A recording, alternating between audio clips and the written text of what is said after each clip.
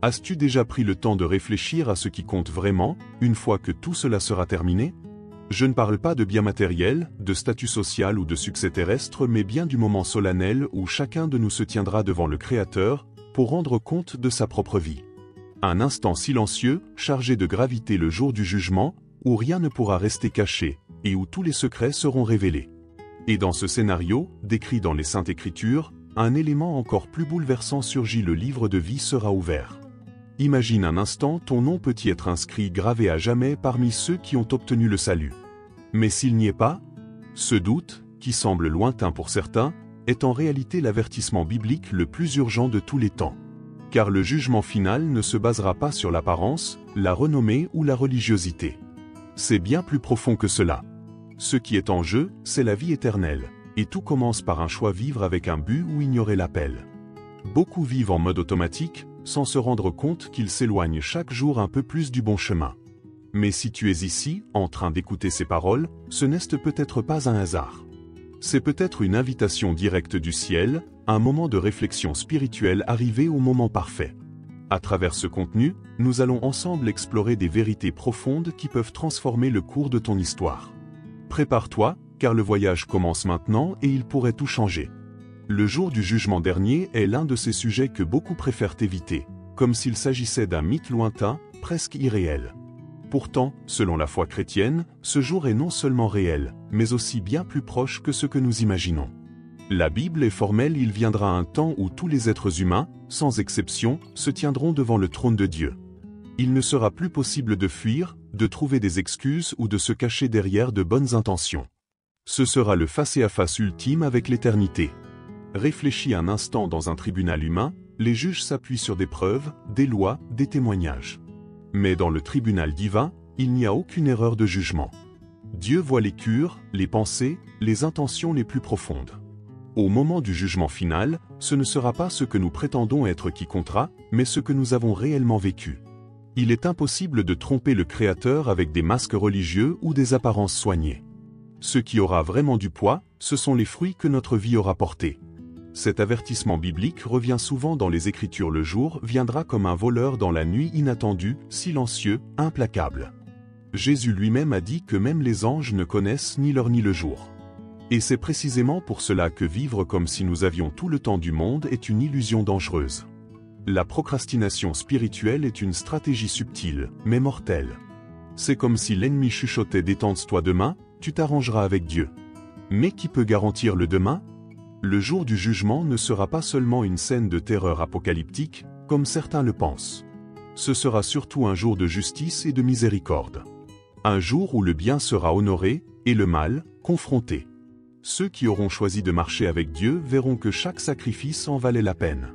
Quant à ceux qui auront méprisé la foi, rejeté les appels au repentir, ils comprendront qu'ils ont ignoré la plus grande opportunité de leur existence, celle de recevoir la vie éternelle. Si tout cela te semble lourd, c'est parce que c'est profondément sérieux. Mais c'est aussi libérateur. Savoir que ce jour viendra nous pousse à vivre avec un but, une foi vivante, une conscience éveillée. Cela nous appelle à une réflexion spirituelle sincère sur ce que nous faisons de nos jours. Et plus encore, cela nous incite à chercher ardemment à faire partie de ceux qui entendront les paroles les plus douces de l'éternité. Entrez, vous qui êtes bénis de mon Père. Et ce n'est que le début de cette incroyable aventure. Imagine la planète entière plongée dans un silence absolu: plus de guerre, plus de clameurs, plus de distractions. Tous les regards fixés vers un seul point: le trône céleste, où le Créateur de l'univers siège en tant que juge suprême. Ce sera le moment le plus décisif de l'histoire humaine, l'instant où l'humanité tout entière sera jugée par Dieu. Peu importe l'époque à laquelle tu as vécu, ton origine, ton statut social ou ta religion, nul n'y échappera. Grands et petits, tous seront rassemblés pour le jugement final. Ce moment sera comme un immense tribunal universel, mais avec une particularité: Dieu ne jugera pas selon les apparences, mais selon la vérité la plus profonde de l'âme. Il n'y aura pas de place pour des discours bien rodés, ni pour des excuses superficielles. Chaque geste, chaque décision, chaque pensée secrète sera révélée. Ce sera comme si toute ta vie défilait devant les cieux, projetée sur un écran éternel. Et ce qui pèsera le plus ce jour-là, ce ne sera pas ce que nous savions, mais ce que nous avons mis en pratique selon la foi chrétienne. Pour beaucoup, cette image peut paraître effrayante. Mais pour ceux qui vivent en communion avec Dieu, Ce jour sera un glorieux rendez-vous. Ceux qui auront sincèrement offert leur vie, ceux qui auront cherché le salut malgré les épreuves et les faiblesses, tiendront debout devant le juge. La différence? Elle se joue dans le choix du repentir sincère, fait au fil du chemin. Et le plus beau, c'est qu'il est encore temps. Nous sommes toujours de ce côté-ci de l'histoire, là où il est encore possible de changer de direction. Dieu est patient. Il ne trouve aucun plaisir dans la condamnation, mais il se réjouit du retour de ses enfants. Pourtant, le jour viendra où le temps de la miséricorde prendra fin et où le temps de la justice s'imposera. Il ne s'agit pas de vivre dans la peur, mais dans la conscience. C'est le moment de réévaluer nos priorités, d'aligner notre cœur avec le ciel, et de ne plus ignorer les avertissements bibliques qui annoncent ce jour. Car ce jour marquera une ligne de séparation définitive. Avant et après. Lumière ou ténèbres. Vie éternelle ou séparation éternelle. Ce jugement ne sera pas mené de manière impersonnelle, comme un système automatisé. Non. Chaque personne sera traitée individuellement, car Dieu connaît chaque âme, profondément et personnellement. Cela nous montre combien il valorise notre histoire, nos douleurs, nos décisions. Et plus encore combien il désire nous voir du bon côté à la fin. Mais alors comment savoir si nous serons prêts? Comment être certain que, lorsque ce moment arrivera, nous ne serons pas pris au dépourvu? La réponse pourrait bien se trouver dans le livre de vie. Le jour du jugement n'est pas une invention dramatique de prédicateurs passionnés ou de scénaristes apocalyptiques. Il est profondément enraciné dans les Saintes Écritures, du début à la fin. L'un des passages les plus saisissants se trouve dans Apocalypse 2012, où Jean écrit « Je vis les morts, grands et petits, debout devant le trône. Des livres furent ouverts. Et parmi ces livres, se trouve celui qui attire toutes les attentions et éveille toutes les âmes, le livre de vie. » Un autre passage fort se trouve dans Matthieu 25, où Jésus décrit comment il sépara les justes des injustes, comme un berger sépare les brebis des boucs.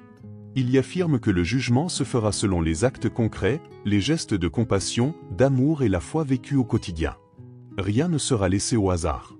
Ce que nous faisons aux autres, c'est à Christ lui-même que nous le faisons.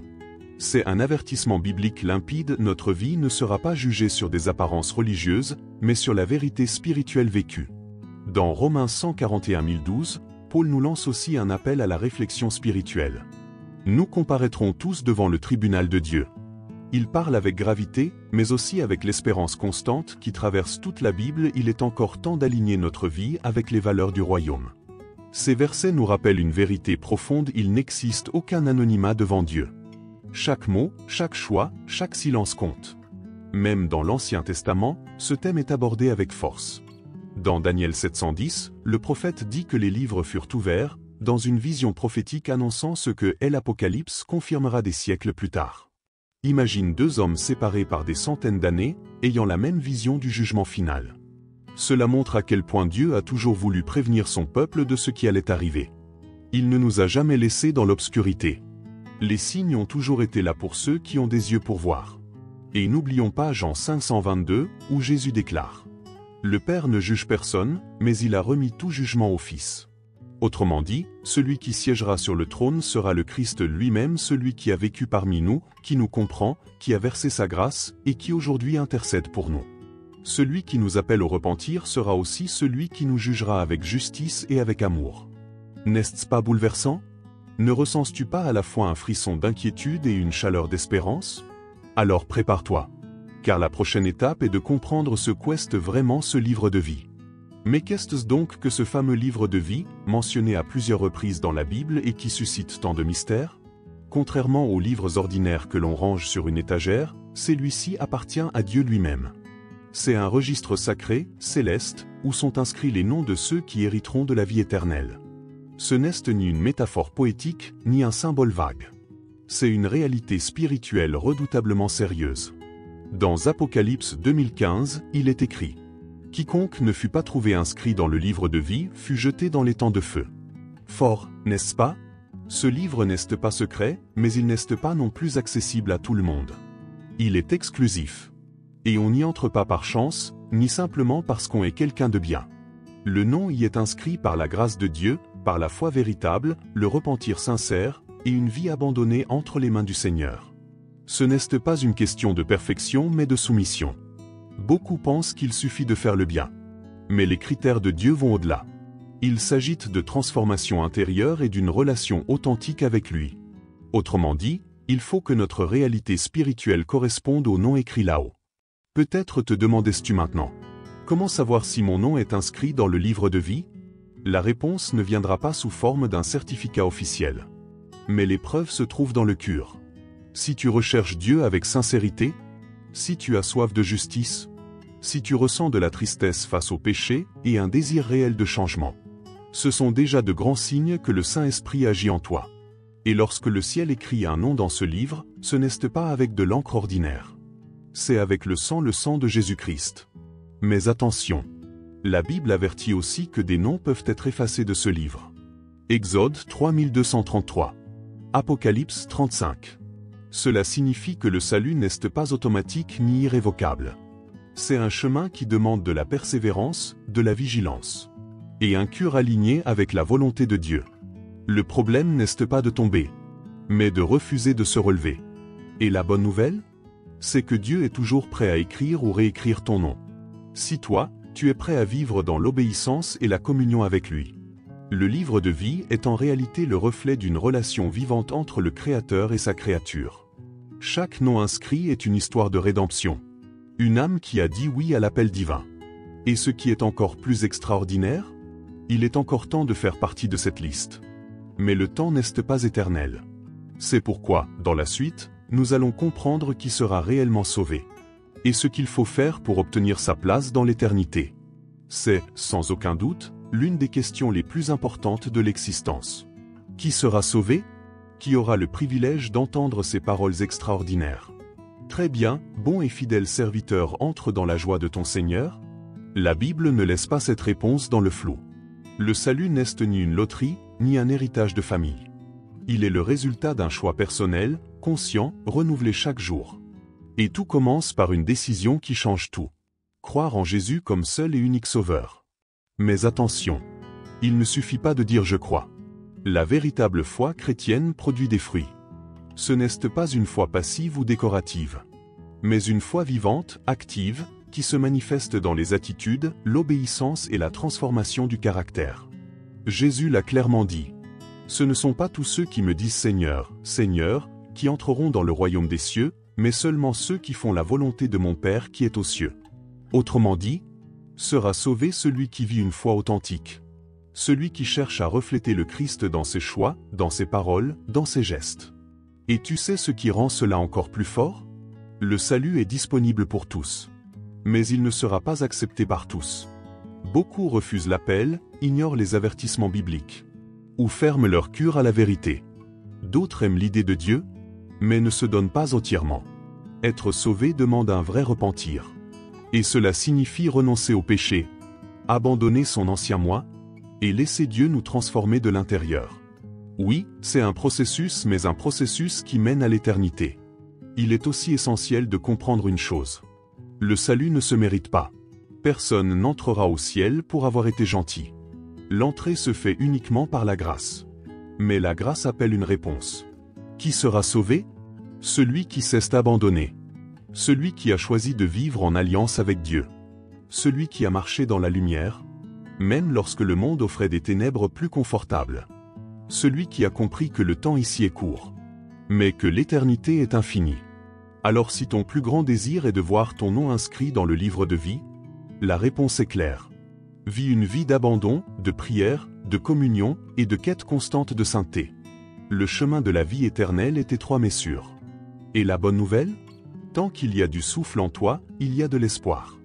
Il est encore temps de changer de direction. Et dans la prochaine section, nous allons aller encore plus loin. Le véritable repentir et comment il nous reconnecte au ciel. Beaucoup de gens confondent le repentir avec le remords. Mais il existe une différence immense entre les deux. Le remords, c'est ressentir de la culpabilité, de la tristesse, à cause des conséquences d'une erreur. Mais le véritable repentir va beaucoup plus loin.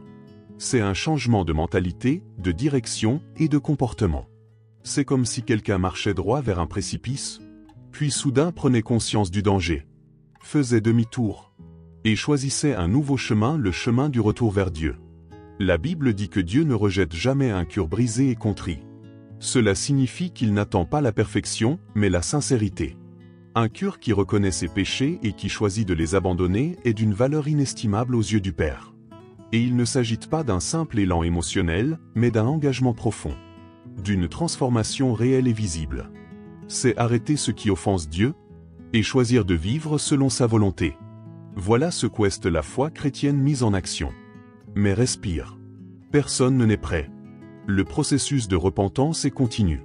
Tomber fait partie du chemin, mais rester à terre est un choix. Voici une astuce simple et puissante. Commence par être honnête avec toi-même. Quelles attitudes continues-tu à entretenir, en sachant qu'elles éloignent ton âme de Dieu? Fais une vraie introspection. Note-elles. Prie à ce sujet. Et commence à changer une chose à la fois. C'est ainsi qu'on construit une vie de salut et de sens. Et tu sais ce qui rend tout cela encore plus merveilleux? Le ciel se réjouit quand une seule personne se repent. Ce n'est pas juste un moment intime et personnel. C'est une célébration divine dans les cieux. Imagine. Des anges célébrant ta décision de tourner le dos au péché et de revenir vers Dieu. Le jugement final ne fera pas peur à ceux qui ont choisi cette voie de sincérité et de transformation. Car l'avertissement biblique est clair. Dieu désire pardonner. Mais il n'impose jamais le repentir. C'est un choix. Alors, si tu ressens que quelque chose, au fond de toi, doit changer, n'attends pas. N'attends pas d'aller mieux pour chercher Dieu. Car c'est dans la faiblesse que sa puissance agit avec le plus d'intensité. Le véritable repentir est la clé qui ouvre la porte de la vie éternelle. Et une fois cette porte ouverte, le prochain pas est de vivre dans l'attente pleine d'espérance de celui qui a promis de revenir. Jésus-Christ. Et c'est précisément ce que nous allons découvrir maintenant. Parler du retour de Jésus-Christ, ce n'est pas s'aventurer dans des théories étranges ni tenter de deviner des dates à l'aide de calculs mystérieux. C'est en réalité l'un des piliers de la foi chrétienne. La promesse du Sauveur qui reviendra pour chercher les siens.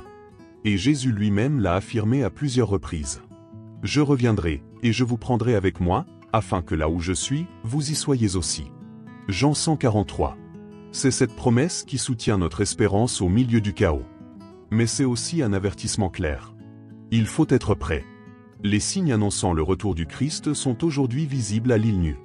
Guerre, crise morale, catastrophe naturelle, faux prophètes, l'amour qui se refroidit, la méchanceté qui progresse. Tout ce que Jésus a annoncé dans Matthieu 24 ressemble de plus en plus à un journal télévisé en temps réel. Mais cela ne devrait pas nous effrayer. Cela devrait plutôt nous réveiller. Le monde crie que quelque chose ne tourne pas rond. Et les cieux envoient un signal clair. Jésus est à la porte. C'est un avertissement biblique qu'on ne peut plus ignorer. Et maintenant, la vraie question. Comment se préparer? La réponse est simple, mais profonde. En vivant une vie de réflexion spirituelle constante. Il est temps de vivre les yeux tournés vers l'éternité, mais avec les pieds bien ancrés dans le présent. On ne peut plus se permettre de jouer à être chrétien. Se préparer pour le retour du Christ, c'est vivre dans la sainteté, la vigilance, l'intimité avec Dieu et l'obéissance du cure. Il ne s'agit pas de vivre dans la peur, mais dans l'attente joyeuse. Car pour ceux qui aiment le Seigneur, ce jour sera un rendez-vous d'amour, pas un cauchemar. Tu veux un conseil pratique? Commence par nourrir ton âme. Lis Matthieu 24 et 25. Prie avec ferveur pour recevoir du discernement. Examine ta routine.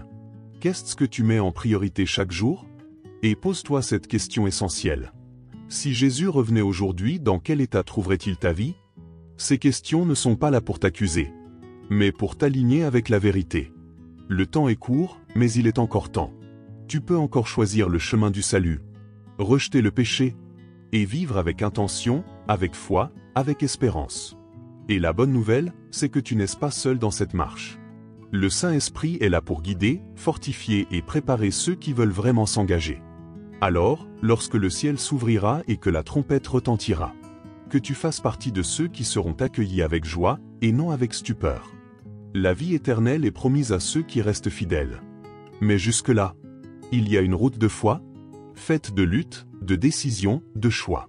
Et aussi de conseils précieux qui peuvent t'aider à bien vivre en attendant le retour de notre roi. Et c'est ce que nous allons découvrir tout de suite. Après tout cela, as-tu déjà pris le temps de réfléchir à la direction que prend ta vie? Pas seulement d'un point de vue terrestre, mais spirituellement parlant. Tes choix quotidiens t'approchant-ils ou t'éloignant-ils de la vie éternelle? Ton nom est-il vraiment écrit dans le livre de vie? Ou bien cette possibilité te semble-t-elle floue, lointaine, incertaine? Cette marche, ce n'est pas une question de religion ou de tradition.